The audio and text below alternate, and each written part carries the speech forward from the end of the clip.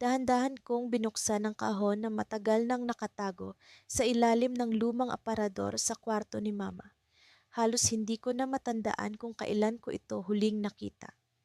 Ang kahong ito na may bahagyang amoy ng alikabok at panahon ay naglalaman ng mga alaala ng aming nakaraan bilang mag-ina.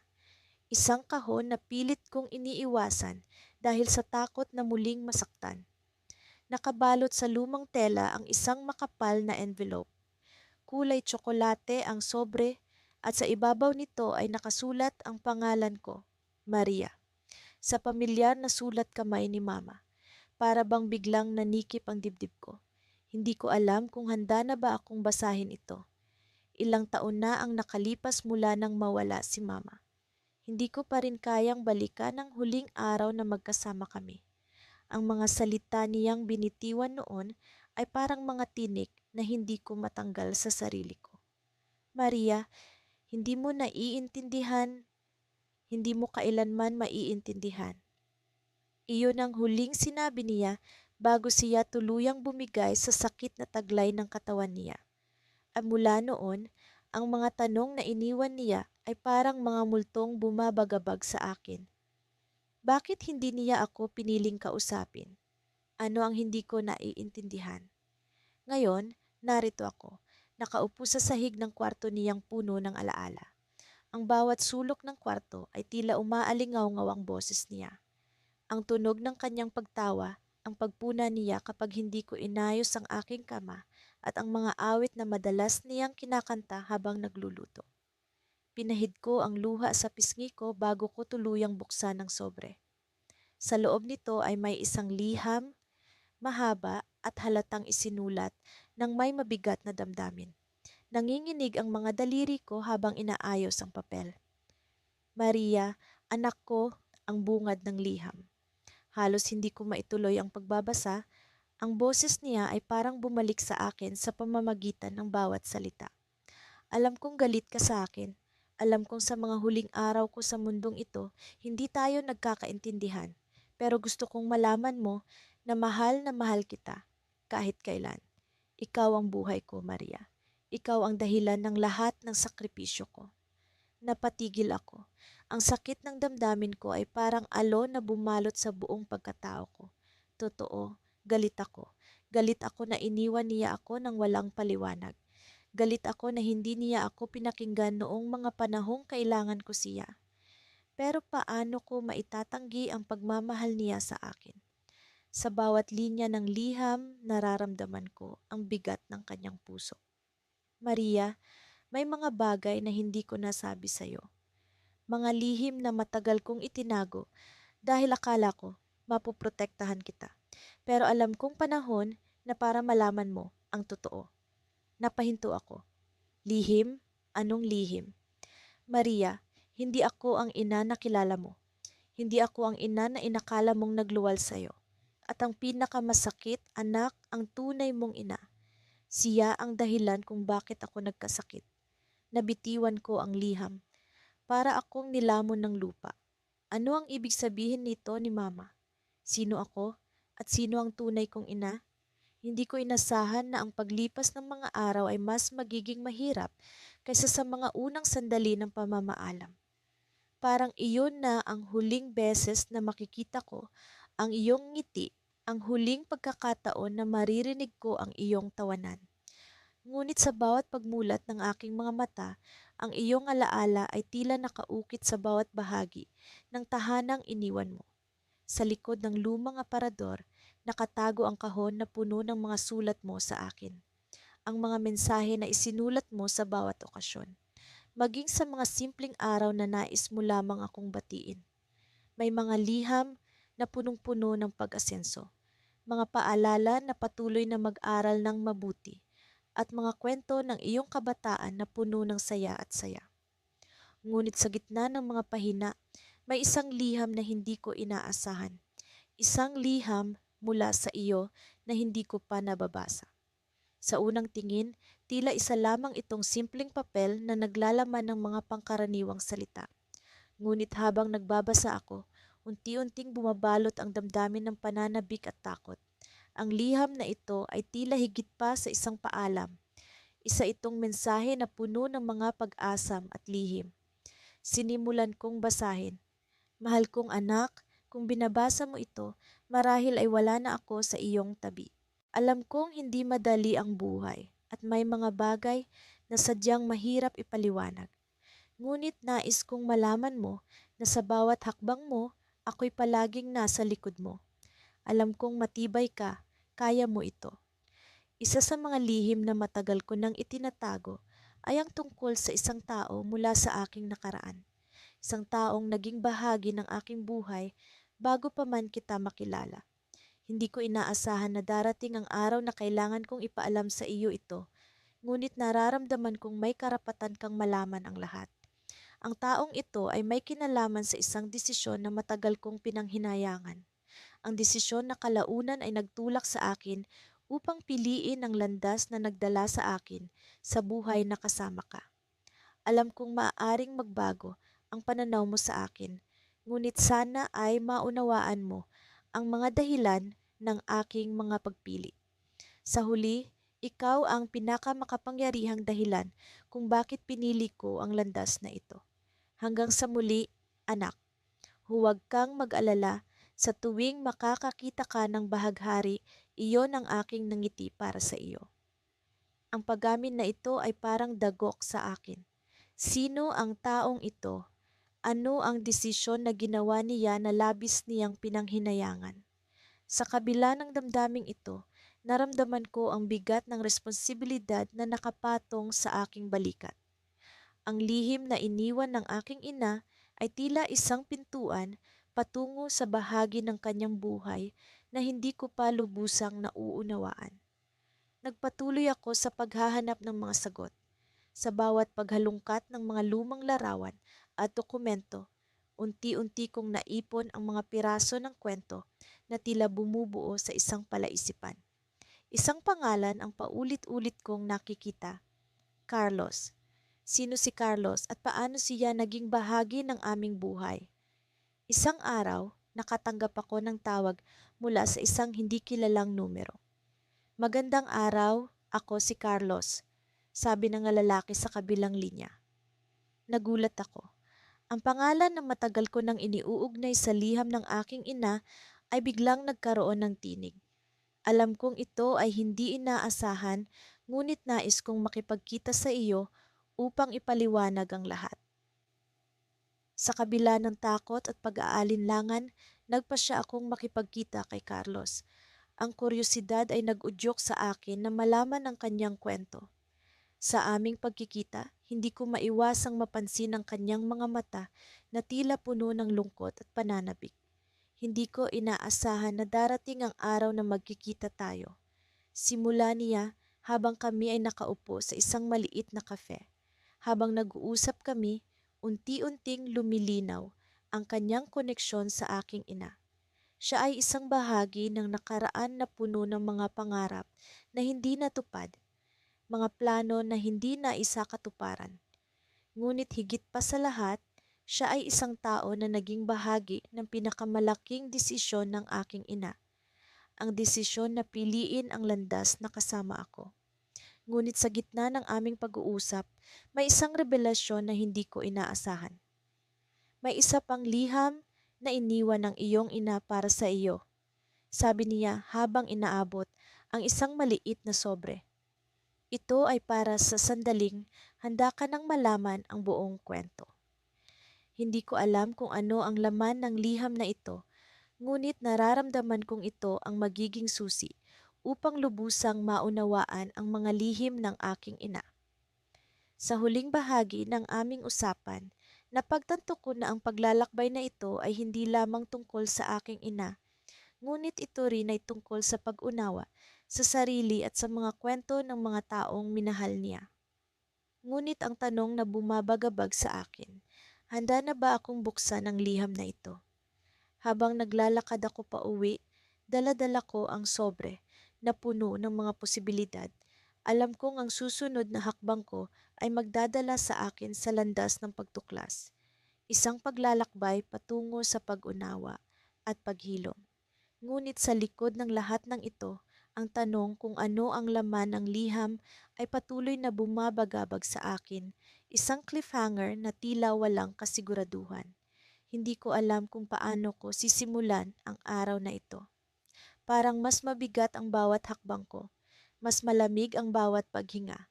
Alam kong naririnig mo, inay, ang bawat bulong ng puso ko. Alam kong nararamdaman mo ang pagkalito ko, ang sakit na hindi ko maipaliwanag. Pero ngayong araw, natuklasan ko ang isang bagay na nagbago sa lahat. Pagkatapos kong muling basahin ang liham mo, ang liham na iniwan mo para sa akin bago ka tuluyang nagpahinga, naisip kong may isa pa akong kailangang hanapin. Sa huling bahagi ng sulat mo, sinabi mong, "Andiyan tayo." Hanapin mo ang sagot sa tanong mo, anak, sa lugar kung saan tayo madalas mag-usap, kung saan bumubulong ang hangin at tumatahimik ang mundo. Imas, alam ko kung saan iyon. Sa ilalim ng malaking puno ng mangga sa likod ng lumang bahay natin. Doon tayo palaging nagkukwentuhan, nag-aargabyado ng mga pangarap, at nagtatawanan kahit wala namang dahilan. Pagdating ko sa ilalim ng puno, naramdaman ko ang init ng alaala. Para bang naroon ka, nakaupo sa paborito mong bangkong kahoy, hawak ang tasa ng kape habang nakatingin sa malayo. Ano ang hinahanap mo, anak? Tanong mo noon, tuwing nakikita mo akong tila may iniisip na malalim. Ngayon, ako ang may tanong. Ano ang sagot na iniwan mo para sa akin? Sa ilalim ng puno, may isang kahon. Lumang-luma na ito at natatakpan ng mga tuyong dahon. Agad ko itong kinuha, pinunasan ang alikabok at tila ng lambot ang mga daliri ko habang binubuksan ng takip. Sa loob ng kahon, may tatlong bagay. Isang lumang litrato, isang piraso ng tela na parang bahagi ng damit at isa pang liham. Ang litrato ay isang larawan nating dalawa noong bata pa ako. Hawak mo ako sa iyong mga bisig, ngumingiti ka habang nakatingin sa akin. Hindi ko matandaan kung kailan ito kinunan, pero malinaw ang kasayahan sa mga mata mo. Ang piraso ng tela naman ay mula sa paborito mong blusa, yung kulay dilaw na palaging suot mo kapag may okasyon. At ang liham. Ang liham na iyon ang humila sa akin sa pinakamalalim na bahagi ng puso ko. Bago ko pa mabasa ang liham, naramdaman ko ang pag-iyak na gusto nang kumawala. Hindi ko alam kung bakit, pero alam kong mahalaga ang bawat salitang nakasulat dito. Sa una, pamilyar ang sulat kamay, malinis, maayos tulad ng iyong pag-aalaga. Pero habang binabasa ko ang mga linya, parang unti-unting bumigat ang mundo. Anak, kung binabasa mo ito, ibig sabihin na hanap mo na ang kahon. Salamat sa pagtitiwala sa akin. Kahit sa mga pagkakataong hindi ko nasabi ang lahat ng dapat kong sabihin. May isang bagay akong kailangang aminin sa iyo, isang bagay na matagal kong itinago. Hindi dahil sa takot, kundi dahil sa pagmamahal. Ang piraso ng tela na nasa kahon ay hindi sa akin. Sa totoo lang, anak, may bahagi ng buhay ko na hindi mo alam. Isang bahagi na may kinalaman sa kung sino ka, kung saan ka nagmula, at kung bakit kita mahal na mahal kahit hindi kita sariling dugo. Iasi tatrambam, tumigil ang mundo ko. Hindi kita sariling dugo, hindi kita sariling dugo. Ang mga salitang iyon ay paulit-ulit na umaalingaw-ngaw sa isip ko. Parang biglang nagbago ang lahat ng alam ko tungkol sa sarili ko, tungkol sa iyo, tungkol sa atin. Pinilit kong magpatuloy sa pagbasa, kahit nanginginig na ang mga kamay ko. Anak, noong una kitang nakita, ikaw ay isang sanggol na iniwan sa harap ng pintuan ng bahay natin. Hindi ko alam kung sino ang mga magulang mo o bakit ka itinapon, pero alam ko sa puso ko na ikaw ay isang pagpapala. Hindi ko kailangan ng dugo o pangalan para mahalin ka. Ikaw ang anak ko sa bawat paraan na mahalaga at walang sino man ang makakabago doon. Ngunit alam kong darating ang araw na kailangan mong malaman ang totoo. Hindi ko alam kung paano mo ito tatanggapin, pero sana, anak, tandaan mo. Mahal kita, higit pa sa maipapaliwanag ng mga salita. Nang matapos ko ang liham, bumagsak ang mga balikat ko. Hindi ko alam kung ano ang mararamdaman. Galit ba? Lungkot? Takot? Pero sa likod ng lahat ng iyon, naroon ang isang bagay na mas malakas kaysa sa lahat ng emosyon, pagmamahal. Ang pagmamahal mo sa akin, inay, ang pagmamahal na hindi kailanman nagbago, kahit hindi ako bahagi ng dugo mo. Ngunit papaano ngayon? Sino ako? Sino ang mga tunay kong magulang? At bakit nila ako iniwan? Sa kabila ng mga tanong, alam ko sa puso ko na ikaw ang tunay kong ina at walang makakabago doon. Pero tila hindi pa tapos ang kwento. Sa ilalim ng kahon, may isa pang bagay na hindi ko napansin kanina. Isang maliit na papel na may nakasulat na pangalan at address. Ito ang twist. May isang pangalan sa papel, isang taong hindi ko kilala, at isang lugar na hindi ko pa napupuntahan. Sino siya? Ano ang kinalaman niya sa lahat ng ito? At bakit iniwan mo ang papel na ito para sa akin? Sa puntong ito, alam kong hindi ko na kayang tumigil. Kailangan kong malaman ang sagot. Kailangan kong sundan ang mga bakas na iniwan mo. Habang hawak ang papel, tumingin ako sa langit at pabulong na sinabi, Inay, tutulungan mo ba akong hanapin ang sagot? Sana, kahit wala ka na, samahan mo pa rin ako. Sa paglipas ng mga araw, natutunan kong gawing sandata ang mga alaala mo, Inay. Ang bawat ngiti mo na nakaukit sa aking isip ay nagsilbing ilaw sa madilim kong mundo. Sa kabila ng sakit ng pagkawala mo, pinili kong alalahanin ang mga masasayang araw na magkasama tayo. Ang iyong mga yakap na tila ba nagpaparamdam sa akin ng seguridad na sa mundong ito ay walang makakapanakit sa akin. Isang araw, habang nagliligpit ako ng mga lumang gamit, natagpuan ko ang isang lumang kahon sa ilalim ng kama mo. Alam kong matagal nang naroon iyon, ngunit tila ba ngayon lang ito humihila sa akin upang buksan. Ang kahon ay punong-puno ng mga lumang litrato, mga sulat, at mga bagay na tila ba may kwento sa likod. Isa-isa kong kinuha ang mga litrato, ang mga nakangiting mukha mo mula sa iba't ibang yugto ng iyong buhay. May larawan na karga-karga mo ako sa iyong bisig. May larawan ng ating pamilya na kumpleto, masaya at payapa. Ngunit sa ilalim ng mga litratong iyon, natagpuan ko ang isang lumang diary na tila ba matagal nang hindi nabubuksan. Ang pabalat nito ay naninilaw na sa katagalan at ang mga pahina ay tila ba pupunit na sa sobrang pagkaluma. Hindi ko alam kung bakit, ngunit may kung anong puwersa ang nagtulak sa akin upang buksan ito at simulang basahin. Ang unang mga pahina ay puno ng mga kwento ng iyong kabataan, mga pangarap at mga pagsubok. Ang mga salitang iyong ginamit ay tila ba musika na umaawit sa aking puso. Ang bawat pahina ay puno ng damdamin, saya, lungkot, pag-asa. At sa bawat salita, lalo kitang nakikilala, inay. Nakikita ko ang iyong tapang at pagmamahal na walang kapantay. Ngunit sa kalagitnaan ng diary, may isang bahagi na tila ba biglang nagpaigting sa aking damdamin. Sa isang pahina, isang liham ang iyong isinulat. Ito ay para sa akin, isang liham na hindi mo kailanman naipadala. O marahil ay iniwan mo para sa akin upang matuklasan sa tamang panahon. Sa iyong mga salita, naramdaman ko ang lalim ng iyong pagmamahal, ang iyong mga pangarap para sa akin, at ang iyong mga pangaral na kahit wala ka na, ay patuloy na gumagabay sa akin. Anak, simula mo sa liham.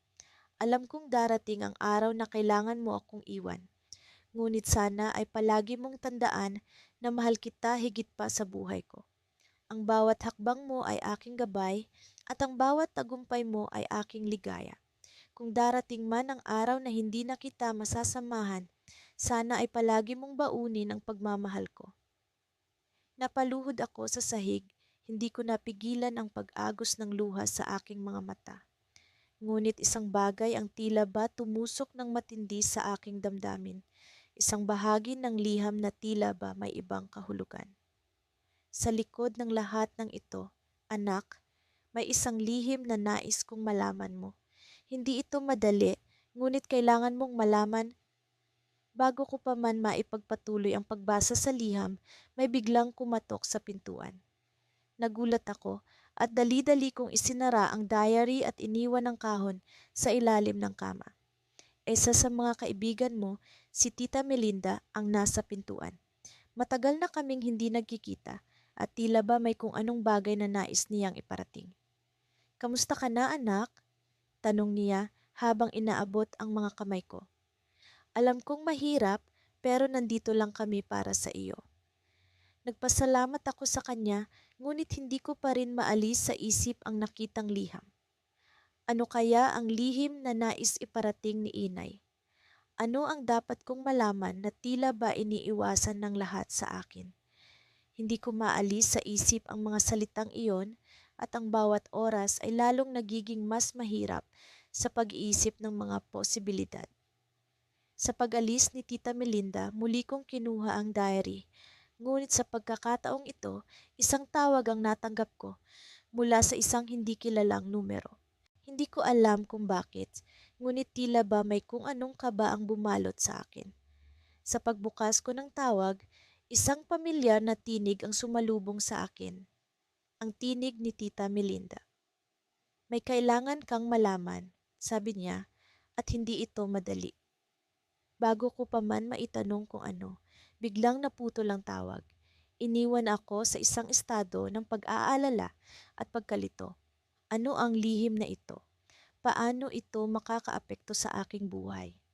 Sa gitna ng lahat ng ito, isang bagay ang malinaw. Kailangan kong malaman ang katotohanan ito kahit anong mangyari. Sa paglipas ng mga araw, tila isang malagim na panaginip ang lahat ng nangyari. Parang kahapon lang nang bumabalik sa akin ang alaala ng huling araw na magkasama kami ni Mama. Ang mga ngiti na hindi na maibabalik, ang mga yakap na hindi na mararamdaman, at ang mga salitang tila naglaho sa hangin. Ngunit sa kabila ng lahat ng ito, natutunan ko ring tanggapin ang katotohanan na siya'y wala na. Sa bawat pagmulat ko ng mata sa umaga, isang paalala na kailangan kong bumangon at ituloy ang laban sa buhay. Sa aking pag-iisa, madalas kong binabalikan ang kanyang mga liham.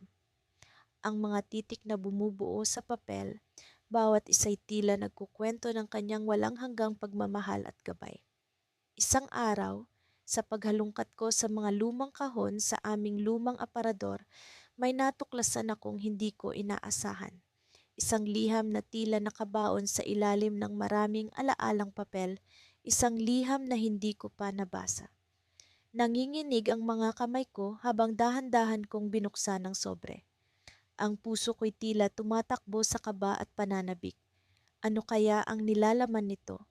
Bakit tila itinatago ito sa akin ng mahabang panahon? Sa pagbukas ko, nakita ko ang pamilyar na sulat kamay ni Mama. Nakalagay ito sa isang espesyal na papel na may mga bulaklak sa gilid. "Mahal kong anak," ang simula ng liham. Di ko mapigilan ang pagpatak ng luha habang binabasa ang bawat salita. "Mahal kong anak, kung binabasa mo ito ngayon, ibig sabihin ay wala na ako sa inyong tabi. Alam kong mahirap ang pinagdadaanan mo, ngunit nais kong iparating sa iyo ang isang mahalagang mensahe.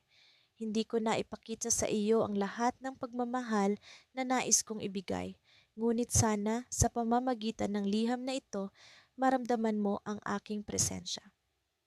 Sa pagpatuloy ng pagbasa, naramdaman ko ang bigat ng kanyang damdamin. Ang mga pangarap niya para sa akin, ang mga pagsubok na ninais niyang malampasan ko, at ang mga payo na kaya lamang niyang iparating sa pamamagitan ng mga salitang nakasulat. Ngunit sa huling bahagi ng liham, may isang bagay na hindi ko inaasahan. Isang lihim na matagal na niyang sinikap na itago. "Anak, nais kong malaman mo na sa ating pamilya, may isang lihim na matagal nang nakabaon, isang bagay na maaaring makapagpabago ng iyong pananaw sa ating nakaraan. May isang tao na matagal nang naghahangad na makilala ka, isang tao na bahagi ng iyong pagkatao. Siya ang iyong ama. parang isang bombang sumabog sa aking isipan. Ang aking ama, paano nangyari ito? Sa lahat ng taon na lumipas, pinaniniwalaan kong ang aking ama ay isang bahagi lamang ng nakaraan na hindi na mabubuhay muli. Ngunit ngayon, sa isang liham, binuksan ni Mama ang isang pintuan na matagal nang nakasara. Nais kong makilala mo siya, anak. Nais kong maranasan mo ang pagmamahal na maaari niyang ibigay sa iyo. Alam kong mahirap ito para sa iyo, ngunit sana bigyan mo siya ng pagkakataon.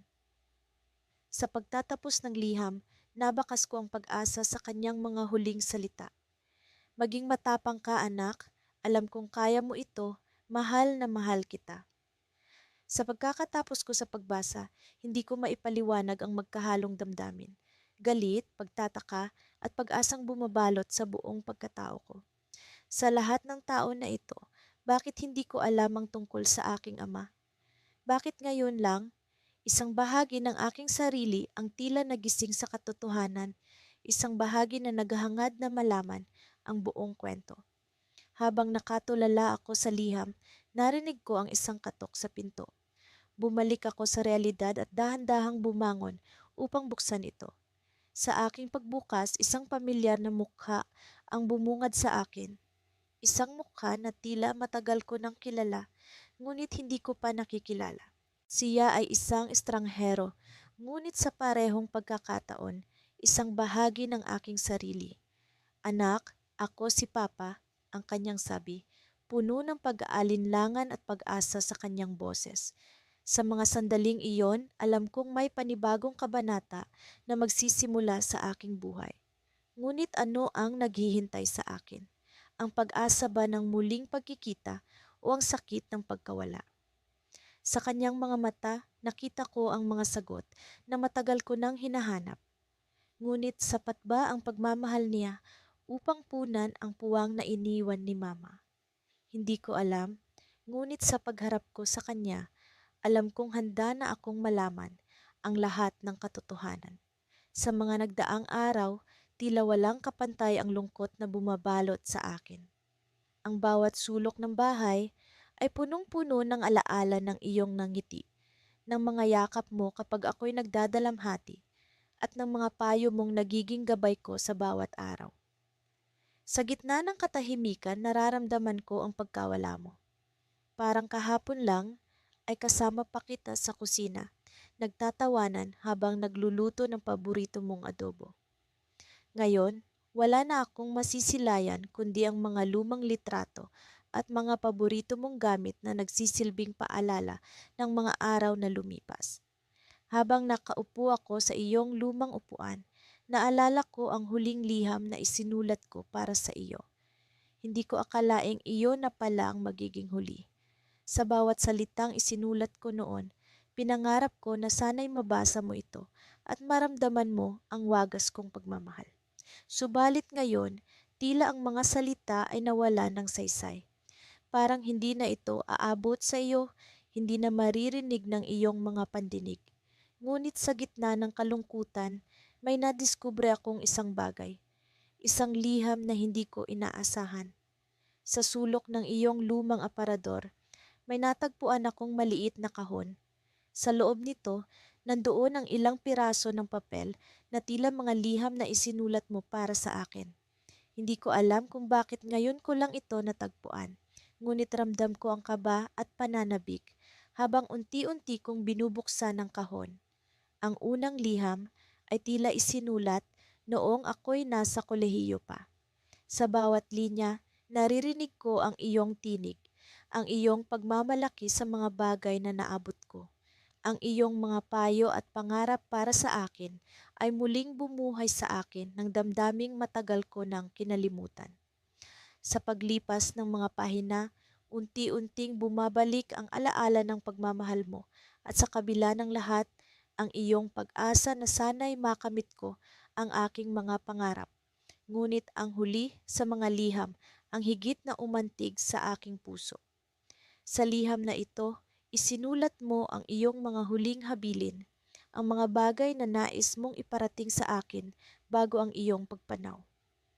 Sinabi mo na sa kabila ng lahat ng pagsubok na darating, nais mong manatili akong matatag, na palaging ipagpatuloy ang laban, kahit gaano pa man kahirap.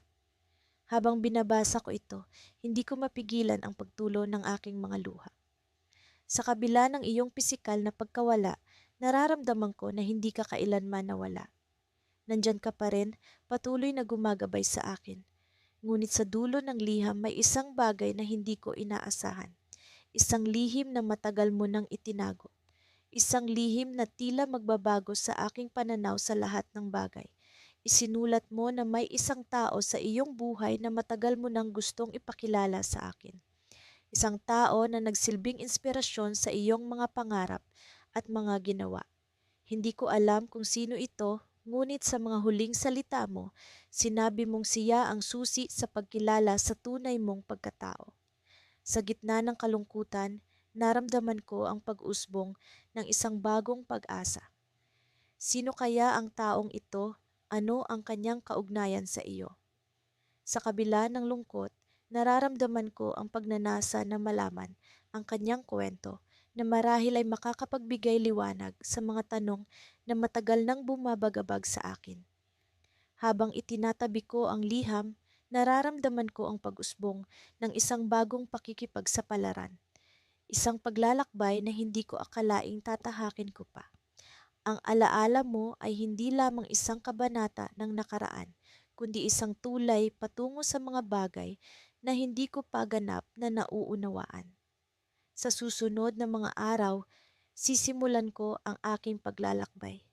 Magtatanong ako, maghahanap at magtatangkang alamin ang kuwento ng taong ito. Sa aking puso, nararamdaman ko na sa pagkilala sa kanya, mas lalo kong mauunawaan ang iyong tunay na pagkatao, ang iyong mga pangarap at ang pagmamahal mo na patuloy na nagbibigay inspirasyon sa akin. Ang liham mo ay hindi lamang paalam, kundi isang bagong simula. Sa pagtatapos ng bahagi na ito, nagbukas ang pintuan sa isang kwento na hindi ko akalaing magiging bahagi ng aking buhay. Sa huli, ang iyong mga salita ang naging gabay ko patungo sa paghilom, sa pagtuklas, at sa bagong yugto ng aking paglalakbay. Hindi ko alam kung paano sisimula ng araw na ito. Pagkalipas ng ilang linggo mula nang matagpuan ko ang kahon ng mga alaala ni Inay, tila mas lalo lang akong natutukso na hukayin ang bawat sulok ng kanyang nakaraan. Parang may kung anong puwersa na humihila sa akin, isang pakiramdam na hindi ko maipaliwanag. Isang anino ng tanong na hindi maalis sa isip. May hindi ba akong alam tungkol sa kanya? Nasa kwarto ako ngayon, nakaupo sa sahig, nakapaligid sa akin ang mga litrato, sulat, at maliit na bagay na tila walang halaga para sa iba, pero napakahalaga para sa akin. Sa bawat pahina ng kanyang sulat, nararamdaman ko ang paghinga ng kanyang mga salita, ang init ng pagmamahal niya na tila bumabalot sa akin kahit wala na siya. Ngunit isang bagay ang bumabagabag sa akin. May isang envelope na naiiba sa lahat ng iba pa. Ang envelope ay kulay gatas, may bahagyang luma at gusot na sulok. Walang nakasulat sa labas. Hindi ito tulad ng ibang sulat ni Inay na may malinaw na petsa at pangalan. Para bang sinadya niyang itago ito, para bang espesyal ito. Sa totoo lang, natatakot akong buksan. Huminga ako ng malalim habang hawak ang envelope. Ang mga kamay ko'y nanginginig at ang puso ko'y bumibilis ang tibok. Para bang isang bahagi ng sarili ko ang nagsasabing huwag, pero mas malakas ang boses ng pagiging mausisa. Kaya't dahan-dahan kong binuksan ang envelope. Isang sulat ang bumungad sa akin. Ang mga letra ay pamilyar, ang malambot at maayos na sulat kamay ni Inay. Ngunit kakaiba ang tono ng mga salita sa unang bahagi ng sulat. Hindi ito tulad ng mga sulat niya sa akin noong bata pa ako, hindi rin tulad ng mga liham niya kay tatay. Sa halip, tila may bigat ang bawat salita. Mahal kong anak, kapag nababasa mo na ang liham na ito, nangangahulugan na wala na ako. Sa pag-alala mo sa akin, Gusto kong malaman mo na ikaw ang pinakamagandang biyayang natanggap ko sa buhay. Ngunit may isang bagay na kailangang malaman mo, isang bagay na matagal ko nang itinago, isang lihim na hindi ko kayang dalhin sa hukay ng hindi mo nalalaman. Tumigil ako. Ano ito? Ano ang ibig sabihin ni inay? Naputol ang paghinga ko, ngunit itinuon ko ang sarili kong basahin ang kasunod. Noon pa man, alam kong darating ang araw na magtatanong ka tungkol sa kung sino ka, tungkol sa mga bahagi ng buhay ko na hindi ko kailanman naikwento. At sa araw na iyon, gusto kong maging matapat sa iyo, kahit mahirap. Anak, ikaw ay bunga ng pag-ibig, ngunit hindi tulad ng iniisip mo. Ang ama mo. Ang ama ko, ano ang tungkol kay tatay? Hindi si Amado. Sumabog ang mundo ko. Tumigil ang lahat ng tunog sa paligid. Si tatay ang lalaking nagpalaki sa akin, ang taong itinuring kong haligi ng buhay, hindi pala ang tunay kong ama. Hindi ko maipaliwanag ang bigat sa dibdib ko.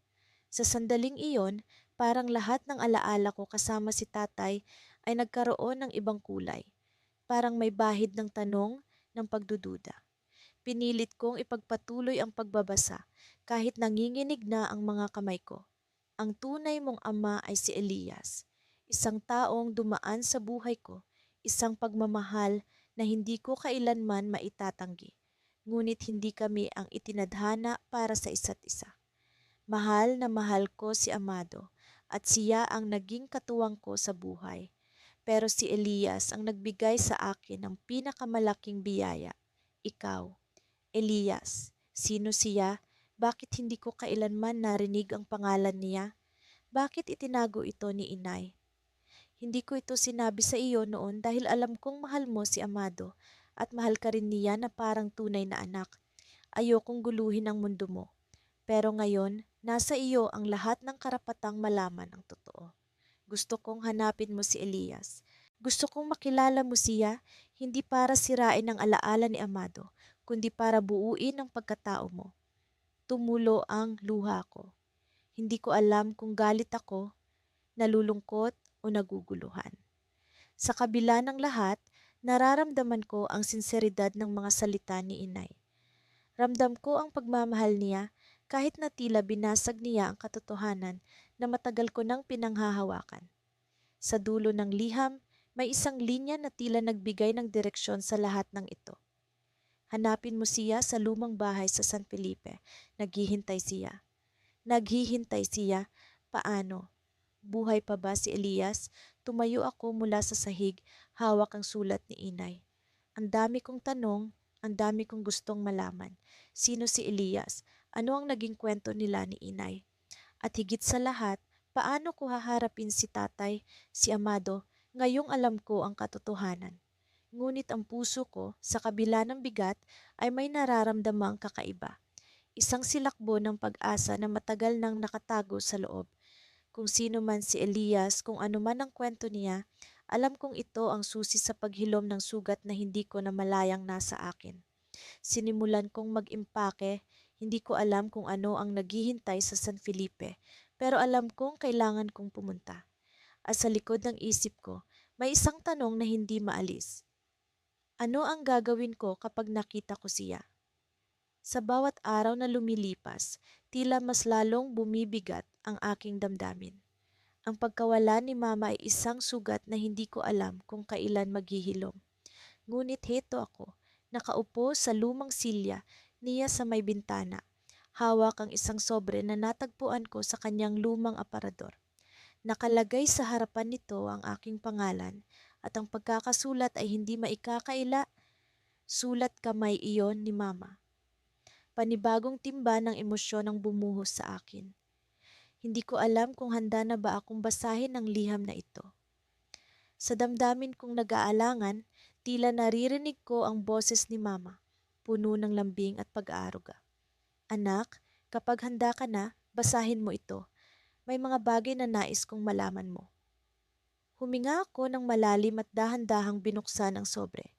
Nakita ko ang mga pahina ng papel, medyo lumang-luma na at may bahagyang pagkaputla ang tinta. ngunit malinaw pa rin ang mga nakasulat. Mahal kong anak, kung binabasa mo ito ngayon, ibig sabihin ay hindi na kita pisikal na makakasama. Alam kong masakit ito para sa iyo at sana'y maintindihan mo na kahit wala na ako sa inyong tabi, hinding-hindi kita iiwan. Lagi akong nasa puso mo at lagi kitang gabayan sa bawat hakbang mo. Nais kong malaman mo na sa bawat araw na kasama kita, pinupuno mo ang puso ko ng ligaya. Ipinagmamalaki kita sa lahat ng iyong nagawa at patuloy na gagawin. Sa bawat tagumpay at pagkatalo, nasa tabi mo ako, nakikiramay at nakikiisa. Habang binabasa ko ang kanyang mga salita, hindi ko mapigilang maluha. Parang nararamdaman ko ang kanyang presensya sa paligid at iyon ay nagdulot ng ginhawa sa aking pusong tila basag-basag na. Ngunit may isang bahagi ng liham na nagpaantig sa akin ng husto. Anak, may nais akong ipagtapat sa iyo. Isang lihim na matagal ko nang inilihim sa pag-asang magkakaroon ka ng mas mabuting buhay. Ngunit nararamdaman kong ito na ang tamang panahon para malaman mo ito. Biglang bumilis ang tibok ng aking puso. Ano kaya ang lihim na ito? Ano ang tinutukoy ni Mama na noon pa man ay hindi niya naibunyag sa akin?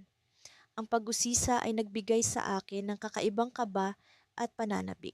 Alam mo bang mayroon kang kapatid? O anak, hindi ka nag-iisa. Matagal ko itong inilihim, ngunit nais kong ipaalam sa iyo na meron kang kuya. Siya ang panganay ko at mahal na mahal ko rin siya gaya ng pagmamahal ko sa iyo. Halos hindi ko maipaliwanag ang aking nararamdaman. Isang kuya, bakit hindi ko ito nalaman noon? Saan siya naroroon? Buhay pa ba siya? Ang dami kong tanong na nag-uumapaw sa aking isipan. Ang pangalan niya ay Adrian at noong siya ay isinilang, hindi ko siya kayang alagaan sa oras na iyon. Napilitan akong ipaampun siya sa isang pamilya na alam kong magbibigay sa kanya ng magandang kinabukasan. Ngunit hindi ibig sabihin nito na hindi ko siya minahal. Lagi siyang nasa puso't isipan ko tulad mo. Ngunit anak, may isa pang bagay na kailangan mong malaman. Bago ako pumanaw, nakatanggap ako ng balita na hinahanap ka ni Adrian. Alam kong balang araw ay magtatagpo rin kayo at nais kong buksan mo ang iyong puso para sa kanya. Huminga ako ng malalim. Isang kapatid, isang kuya. Ang dami kong gustong itanong, ang dami kong gustong malaman. Ngunit paano ko siya mahahanap? Saan ako magsisimula? Sa aking pag-iisip, may naisip akong paraan. Isang bagay na magiging simula ng aking paghahanap. Naputol ang aking pagninilay-nilay nang biglang may kumatok sa pinto. Sino kaya iyon sa ganitong oras? Nang buksan ko ang pinto, bumungad sa aking harapan ang isang binata. May hawak na lumang litrato. Ikaw ba si Maria? Tanong niya. May halong kaba at pag-asam sa kanyang boses. Oo, ako nga, sagot ko. Halos hindi makapaniwala sa mga nangyayari. Adrian ang pangalan ko. Hinahanap kita. At sa mga sandaling iyon, napagtanto ko na ang liham ni Mama ay hindi lamang para sa akin. Isa itong tulay na nagdurugtong sa amin ng aking kapatid. Ang twist ng kapalaran ay naglaro at heto kami, sa unang pagkakataon, magkaharap. Ngunit ang tanong na bumabagabag sa akin ngayon, ano ang dahilan ng biglaang pagdating niya at ano ang kanyang daladalang lihim na maaaring magpabago sa buhay naming dalawa? Hindi ko alam kung bakit, pero may kakaibang bigat ang simoy ng hangin nang umuwi ako sa bahay ni Mama ngayong araw.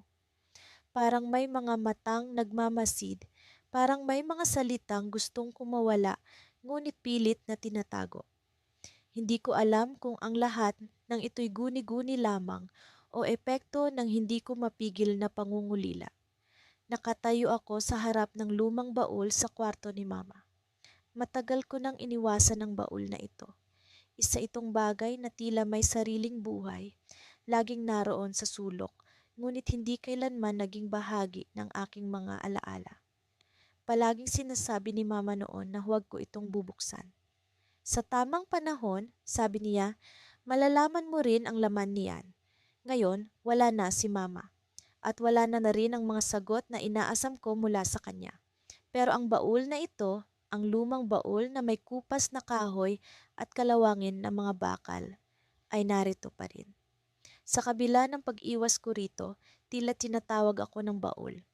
Isang tahimik na bulong, isang paanyaya na parang hindi ko kayang tanggihan. Huminga ako ng malalim, nilinisan ang alikabok sa ibabaw nito at marahang binuksan ng takip. Sa unang tingin, wala akong nakita kundi mga lumang papel na tila magugulo at hindi maayos ang pagkakalagay. Pero sa ilalim ng mga papel ay may isang pulang kahon na may kandado. Ang pulang kahon na iyon ang nakakuha ng atensyon ko. Sa tabi ng kahon ay may maliit na susi. Kinuha ko ito, inilapit sa kandado, at nang maramdaman kong bumukas ang lock, parang may kung anong dumaloy sa katawan ko. Takot, kaba, ngunit higit sa lahat, pananabik. Ano ang sikreto ni Mama na itinago niya sa kahong ito? Binuksan ko ang kahon at sa loob nito ay may isang bungkus ng mga liham. Luma na ang mga ito, ang iba'y tila may bahagyang mansa ng luha, at ang tinta ay kumupas na sa paglipas ng panahon. Ang unang liham na nakuha ko ay may petsa at imtidi ang presko. Hunyo 15, 1996, taon ng aking kapanganakan. Nanginginig ang mga kamay ko habang binabasa ang mga salitang isinulat ni Mama. Stalia Murandahon. Mahal kong anak, pero hindi ako sigurado kung kailan mo mababasa ang liham na ito. Siguro, darating ang araw na magkakaroon ka ng lakas ng loob na buksan ang baul na ito. O siguro, mararamdaman mong handa ka ng tanggapin ang lahat. Sa ngayon, nais kong simulan ng pagsulat sa iyo dahil ang puso ko ay punong-puno ng pagmamahal na kahit hindi ko masabi sa salita, nais kong maramdaman mo ito. May isang bagay akong nais ipagtapat sa iyo, anak. Isang bagay na matagal ko nang itinago. Hindi dahil sa ayaw ko itong sabihin, kundi dahil sa takot. Takot na baka masaktan ka. Takot na baka hindi mo maintindihan. Pero sa bawat araw na lumilipas, naisip ko, mas magiging masakit kung hindi mo ito malalaman. Kaya isinulat ko ang liham na ito. At sana, sa tamang panahon, mapatawad mo ako. Natigil ako sa pagbabasa. Ang puso ko'y tila binabalot ng malamig na hangin. Ano ang tinutukoy ni Mama? Ano ang bagay na itinago niya? Hindi ko alam kung gusto kong ipagpatuloy ang pagbabasa, pero parang may puwersang nagtutulak sa akin na ituloy. Binalikan ko ang liham, ngunit bago ko pa man matapos ang unang pahina, may narinig akong tunog mula sa labas ng kwarto. Isang mahina, tila pabulong na tunog. Parang may naglakad sa pasilyo. Hindi ko alam kung ang isip ko lang ang naglalaro. Pero tumayo ako at sinilip ang pintuan. Walang tao. Binalik ko ang sarili ko sa baul, ngunit ngayon ay mas mabilis ang tibok ng puso ko. Kinuha ko ang susunod na liham at ang laman nito ay mas nakakagulat. From my end. Anak, hindi ko alam kung paano ko sisimulan ang susunod na bahagi ng kwento ko. Pero tandaan mo, lahat ng ginawa ko ay para sa'yo. Mahal kita higit pa sa sarili ko. Kaya nang dumating ang araw na kinailangan kong pumili, pinili kong protektahan ka. Ikaw ay... Nabitawan ko ang liham. Tumayo ako at napatingin sa paligid. Parang hindi ko kayang basahin ang susunod na mga salita. Parang may pader na pumipigil sa akin. Ano ang ibig sabihin ni Mama? Ano ang ginawa niya para sa akin? Bakit ganito ang laman ng mga liham? Habang naguguluhan, napatingin ako sa sulok ng kwarto kung saan naroon ang lumang salamin ni Mama. Sa salamin, may anino akong nakita, isang figura ng babae. Hindi ako gumalaw, hindi ako huminga. Ang figura ay parang nakatingin sa akin, ngunit hindi gumagalaw. Nang kumurap ako, nawala ito. At sa sandaling iyon, alam ko, ang lihim ni Mama ay hindi lang nasa baol. Ang lihim na iniwan niya ay narito, sa bahay na ito. At ang sagot sa lahat ng tanong ko ay hindi lang sa mga liham. Ang sagot ay nasa kanya. Sa kanya na tila naririto pa rin. Cliffhanger, Skreis. Sino ang figurang iyon? At ano ang lihim na iniwan ng ina? Sa paglipas ng mga araw, ang lungkot na dulot ng pagkawala ni inay ay tila walang kapantay. Ang mga alaala niya ay patuloy na bumabalik sa akin, lalo na tuwing umuupo ako sa maliit na balkonahe ng aming tahanan, kung saan madalas kaming magkasama. Dito ko siya nahuling nakatanaw sa kalangitan, tila may hinahanap na sagot sa mga bituin. Sa bawat pag-iisa ko sa lugar na ito, nararamdaman ko ang kanyang presensya, ang kanyang halakhak na tila musika sa hangin. Minsan, sa gitna ng aking pagninilay-nilay, naisip kong isulat ang liham na ito para sa kanya. Sa aking puso, alam kong hindi na niya ito mababasa, ngunit umaasa ako na kahit papaano, mararamdaman niya ang bawat salitang isinulat ko. Mahal kong inay, hindi ko alam kung paano ko sisimulan ng liham na ito. Napakaraming bagay ang nais kong sabihin sa iyo, ngunit tila hindi sapat ang mga salita. Sa bawat pagising ko, hinahanap kita sa bahay, sa bawat sulok kung saan ko inaasahan na matatagpuan kita, ngunit wala ka. Ang sakit ay hindi nababawasan, bagkus ay lalo pang lumalalim. Naaalala ko pa noong bata pa ako, tuwing umuulan, palagi mong sinasabi na ang mga patak ng ulan ay mga luha ng kalangitan. Ngayon, habang nakaupo ako dito sa balkonahe, tila ang kalangitan ay umiiyak kasama ko. Ang mga patak ng ulan ay tila mga bulong ng iyong pagmamahal, ang mga yakap na hindi na mabibigay ng pisikal na anyo. Ngunit nararamdaman ko pa rin. Minsan, napapaisip ako kung nasaan ka na. Sinasabi nila na sa kabilang buhay sa isang lugar ng kapayapaan ay naroroon ka, masaya at walang sakit. Pero sa kabila ng mga salitang iyon, hinahanap pa rin kita dito, sa mundong ito kung saan mo ako iniwan. Sa mga gabing mahirap ang pagtulog, naiisip ko ang mga alaala natin, ang mga sandaling puno ng tawanan, ang mga payo mong puno ng karunungan. Isang araw, habang inaayos ko ang lumang kahon ng mga alaala, natagpuan ko ang isang lumang litrato natin. Tayo ay magkasama, nakangiti sa harap ng kamera, sa isang lugar na pamilyar ngunit tila malayo na ngayon.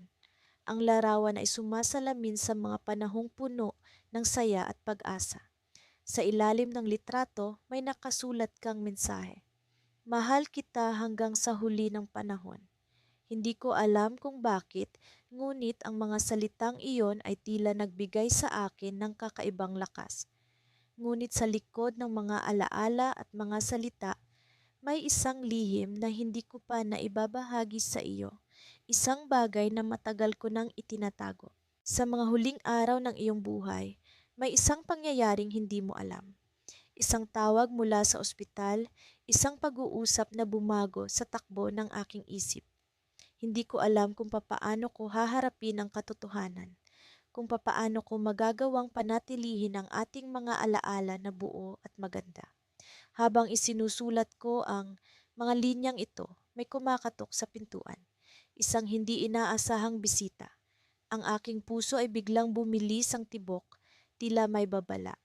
Nagmamadali akong bumaba, ang liham ay naiwan sa balkonahe. Ang ulan ay patuloy na bumuhos. Pagbukas ko ng pintuan, isang estranghero ang nakatayo, may hawak na sobre. Ang kanyang mga mata ay puno ng kalungkutan, ngunit sa likod nito ay may tila pag-asa. Para sa iyo, sabi niya, sabay abot ng sobre.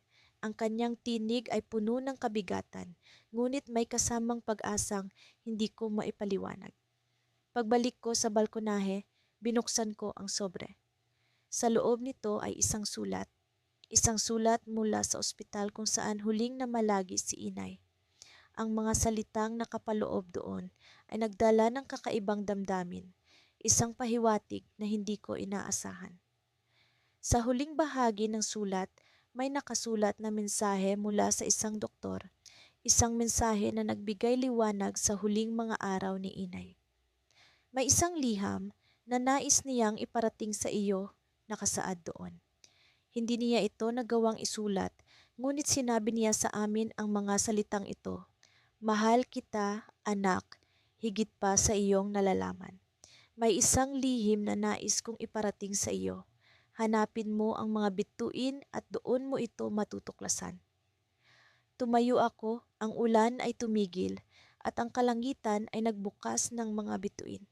Sa kabila ng lungkot, naroon ang isang pag-asang hindi ko inaasahan. Ano ang lihim na nais niyang iparating? Sa mga bituin may nakatagong mensahe, isang kwento ng pagmamahal na hindi ko pa lubos na nauunawaan. Sa puntong iyon, alam ko na ang aking paglalakbay ay hindi pa tapos. Ang lihim ni Inay, ang kanyang mensahe sa mga bituin, ay isang paanyaya na hindi ko maaaring ipagwalang bahala.